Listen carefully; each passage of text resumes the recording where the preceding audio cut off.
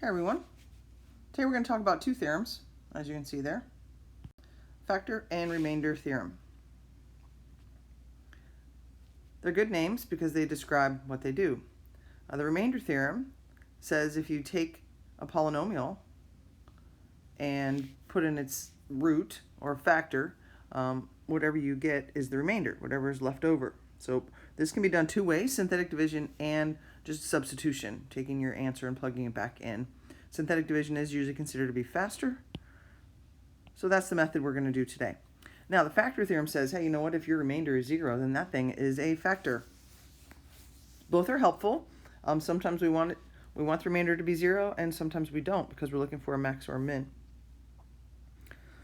So if we take a look at number 1 here, it says we're going to try to find the remainder of this polynomial if it's divided by x plus 1. I think that's supposed to be a period right there. And then they want us to check, is x minus 2 a factor? It says use the root for synthetic division. So for the root, if x plus 1 is the factor, we set that equal to 0, and the root is the solution. Remember, root, solution, x-intercept, it all means the same thing.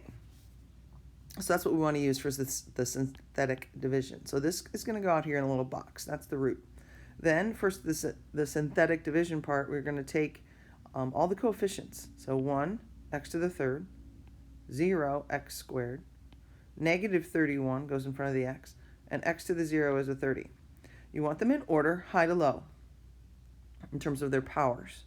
And you want to fill in all zeros if it's missing, because it has to hold its place when we divide. Since we don't have like the x squared and the x to the third there, we won't know how to line it up. So the 0 is important because it'll line it up automatically. You start by bringing this first number down, and then you take the number out here, times the number below, and then that goes, it's like pushed forward. So then this will be a 1. And you always add when you're working inside here. Once you add, that number goes down there. The line across here is important to draw. I would suggest drawing it. And then we're going to start the whole process over. Number in the box times the number below, solution, or that answer gets pushed forward. Negative 1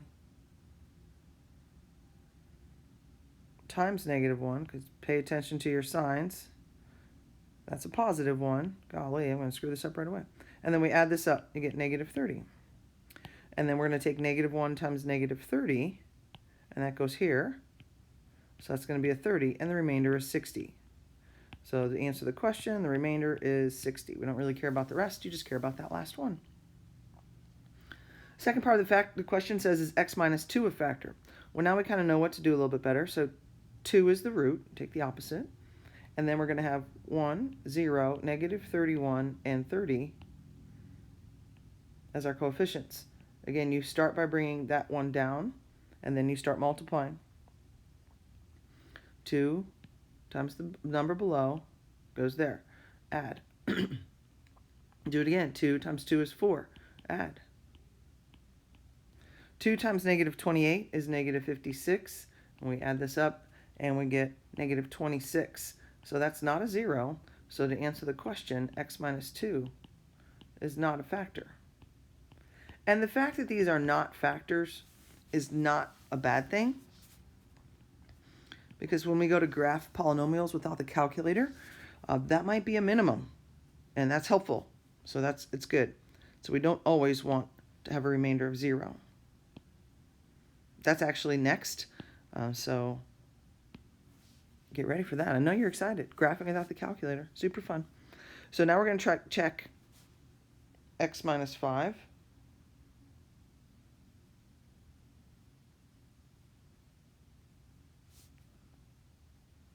I don't know what just happened, and I don't know how to fix it. So we'll put the 5 out here, and we're going to do the same numbers. 1, 0, negative 31, and 30. Bring this down and start multiplying. 1 times 5, add. 5 times 5, 25, add. Negative 6, ooh, negative 30. That's a 0. Yes, we finally got a factor. Yes, x minus 5 is a factor. Good times. All right, so let's go and start kind of from the beginning. Those were helpful because they gave us a place to start. So for number 3,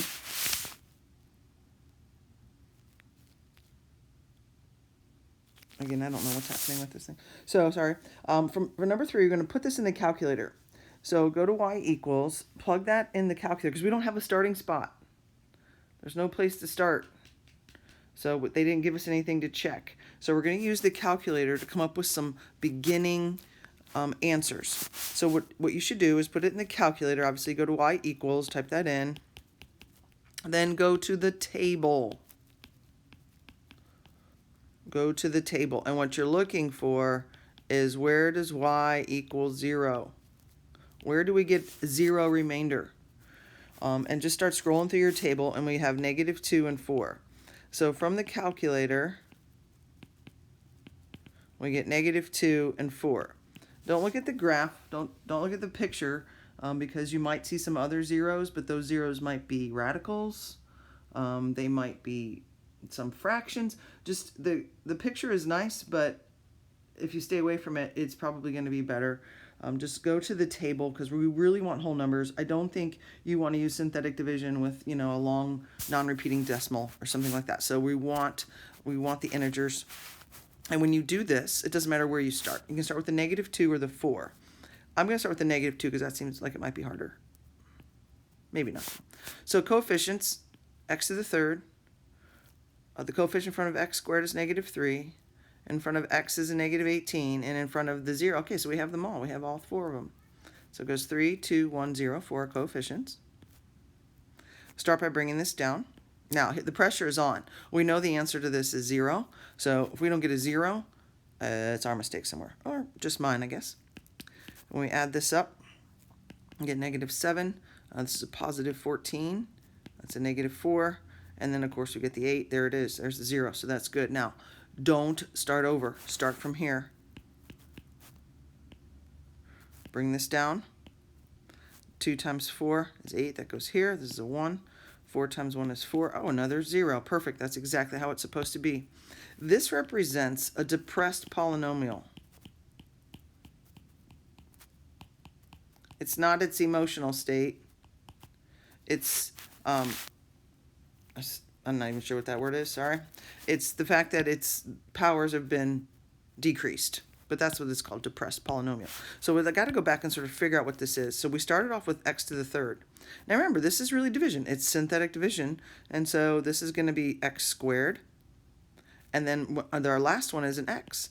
So if we fill these in, like this would be x to the third, x squared, x. So this would be x squared, x.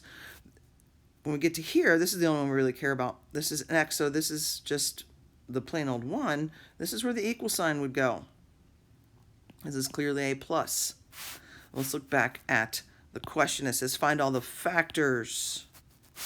This is a factor. So our factors are 2x plus 1. It doesn't ask for the solutions. It asks for the factors. If -2 is a root, then x plus 2 is the factor. 4 would be x minus 4. So we basically just factored this thing with synthetic division.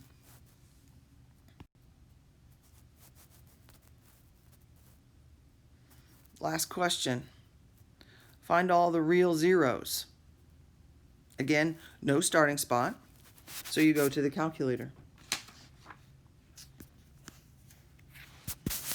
Because really, ultimately, we'd like to factor, but this thing is a monster.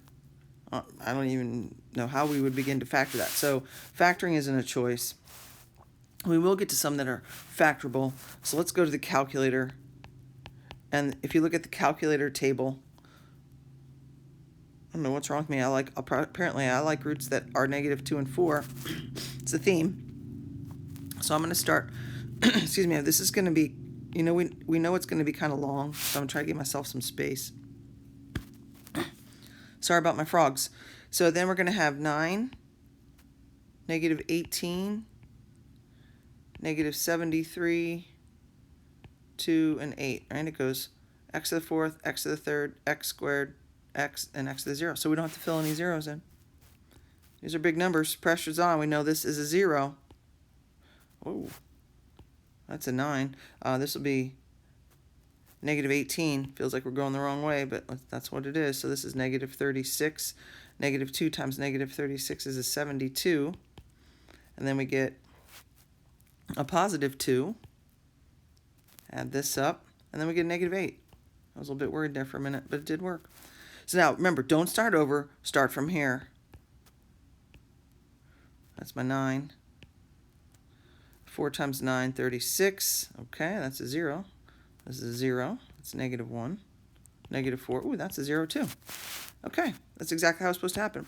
So let's figure out the powers. Remember, this one started as x to the 4th. Every time you go into the line, which is why that line matters, that's the answer from the division. That's x to the 3rd.